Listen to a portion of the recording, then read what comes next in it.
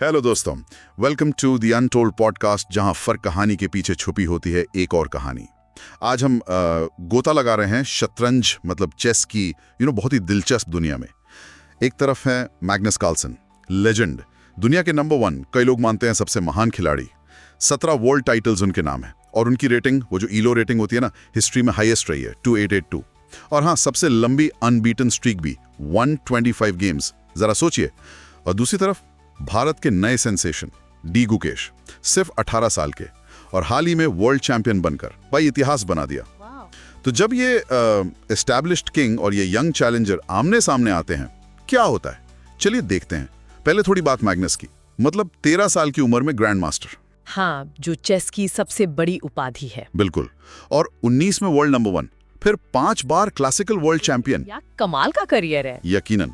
और उनका असर सिर्फ बोर्ड तक नहीं है, वो एक ग्लोबल आइकॉन है। लेकिन एक बड़ा ट्विस्ट आया 2022 में। हाँ, वो वाला, जब उन्होंने कहा कि वो टाइटल डिफेंड नहीं करेंगे। एग्जैक्टली। 5 बार क्लासिकल टाइटल जीतने के बाद अचानक ये फैसला। ये काफी चौंकाने वाला था सबके लिए। वजह क्या बताई उन्होंने? उन्होंने साफ कहा कि जो वर्ल्ड चैंपियनशिप का मौजूदा फॉर्मेट है, उसमें उन्हें मजा नहीं आ रहा।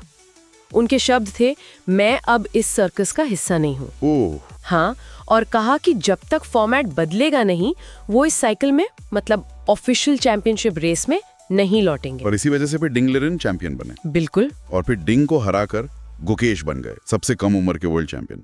लेकिन कार्लसन पूरी तरह सीन से गायब नहीं हुए, है ना?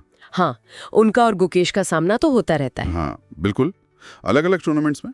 और हाल के मैचों में तो गुकेश ने उन्हें कड़ी टक्कर दी है, जैसे नॉर्वे चेस 2025 और फिर grand chess tour rapid 2025 Zagreb में। हाँ, मैंने पढ़ा था गुकेश ने हराया उन्हें। और खास बात ये है कि ये गुकेश की कार्लसन पर क्लासिकल फॉर्मेट में पहली जीत थी। ओह अच्छा, क्लासिकल में? हाँ, क्लासिकल, जहाँ सोचने का टाइम काफी ज्यादा मिलता है। ये तो कार्लसन का फोर्ट्रेस माना जाता है। तब तो ये बहुत बड़ी बात है। और कार्लसन का रिएक्शन कैसा था? सुना है नॉर्वे चेस में हार के बाद वो काफी अपसेट थे। हाँ बिल्कुल, खबरों के मुताबिक वो हार से इतने फ्रस्ट्रेट हुए कि उन्होंने टेबल पर जोर से हाथ मारा। अरे हाँ, सारे मोहरे बिखर गए। लेकिन गुकेश का रिएक्शन बड़ा मैच्योर था। उन्होंने बाद में कहा कि वो कार्लसन की फ्रस्ट्रेशन समझ सकते हैं, उनके साथ भी ऐसा हो चुका है। ये दिखाता है कि कंपटीशन कितना इंटेंस है। तो मतलब Carlsen world championship title race में नहीं है, पर रेटिंग में अभी भी नंबर 1 है। हाँ, वो अभी भी वर्ल्ड नंबर 1 है, और अब वो रैपिड और ब्लिट्ज फॉर्मेट्स पर ज्यादा फोकस कर रहे हैं। अच्छा, जो चेस के तेज वाले वर्जन है, राइट। और उन्होंने एआई मतलब आर्टिफिशियल इंटेलिजेंस के असर पर भी बात की है। वो मानते हैं कि एआई ने गेम की समझ को बहुत गहरा कर दिया है। और नए प्लेयर्स के लिए टॉप लेवल नॉलेज पाना अब पहले से कई ज्यादा आसान हो गया है। शायद इसीलिए हम देख रहे हैं कि गुकेश अकेले नहीं है। प्रज्ञानंदा, अर्जुन एरेगासी, भारत के कई यंग टैलेंट्स हैं जो कार्लसन और बाकी टॉप प्लेयर्स को चैलेंज कर रहे हैं। बिल्कुल।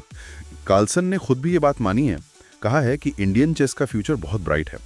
एक इंटरेस्टिंग डेटा पॉइंट भी है, अगर आप 2010 देखें, खासकर 2019 के आसपास, हाँ, तो कार्लसन की रेटिंग बाकी टॉप प्लेयर से करीब 100-150 इलो पॉइंट्स ज्यादा थी। बाप रे, 150 पॉइंट्स। हाँ, वो उनका पीक डोमिनेंस था। अब सवाल यह है कि क्या वो इस नई पीढ़ी के सामने वैसा दबदबा फिर से बना पाएंगे? सही सवाल है।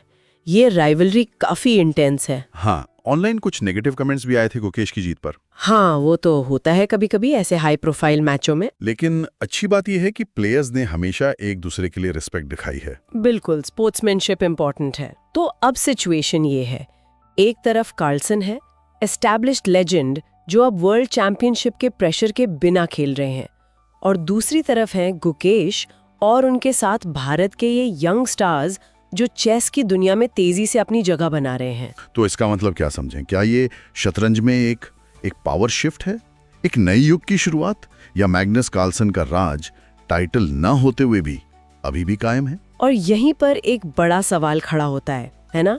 जब एक पीढ़ी का महानतम खिलाड़ी एक नई पीढ़ी के एक्स्ट्रा ऑर्डिनरी टैलेंट से टकराता है, तो क्या सिर्फ खेल का बैलेंस बदलता है, या फिर हमारे खेल को देखने और समझने का नजरिया भी बदल जाता है? सोचने वाली बात है। ये सवाल हम अपने सुनने वालों के लिए छोड़ते हैं। अगली बार फिर मिलेंगे एक और अनकही कहानी के साथ, द अनटोल्ड पॉडकास्ट पर।